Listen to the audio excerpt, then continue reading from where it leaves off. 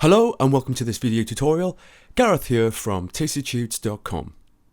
Now, Photoshop is a creative program. In Photoshop, we copy, paste, duplicate, erase, color enhance and transform. But what exactly are we copying, pasting, duplicating, erasing, color enhancing and transforming? Well, in this tutorial, I want to discuss the basic principles of how images are represented and exist in Photoshop. If you're new to Photoshop, this will give you a good foundation of knowledge. This will also help you understand various other factors as we move on in this course. So to help demonstrate the following principle, I'm going to use this image here. If you wish to follow along, you can find this image in the Introduction folder in the Project folder. Now you can download this project folder for free. The download link is in the description. So with the project folder open, click Introduction, Raster Image, and open the Raster Image document inside, and you should have something that looks like this. So every time you open a photo or raw image in Photoshop, you are essentially working with a raster image. Put simply, a raster image is made with many little square pixels. Together, these pixels build up a picture which we see in Photoshop. Now, if I zoom right in on this image here, we can begin to see some of the square pixels that are making up this image. So we can see here that this image is made of many pixels with many unique colors. Photoshop manages these pixels and allows us to modify and arrange them in ways which allow us to create work of all kinds.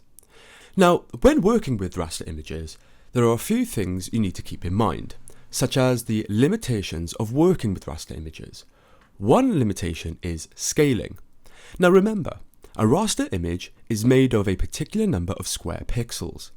If we scale an image down, like so, we will retain visual clarity to a certain degree.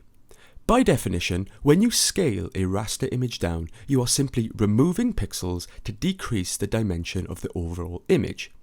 So this image I started with is now smaller on the canvas area. It may not contain as many pixels as it did a second ago, but we can still see clearly what the image is.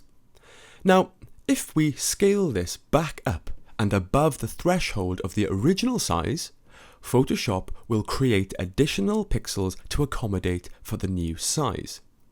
The result of this is that the image quality has been compromised and appears distorted. We can see here the image is not quite as clear or legible as the original. It's looking pretty blurry around the edges here. A term often used to describe this is pixelated. As a rule of thumb, you always want to avoid scaling images up above the original threshold to avoid your image becoming pixelated and losing quality. When using images in Photoshop, we must always seek the highest quality to work with. This will ensure quality results. So that's the basic principle of raster images.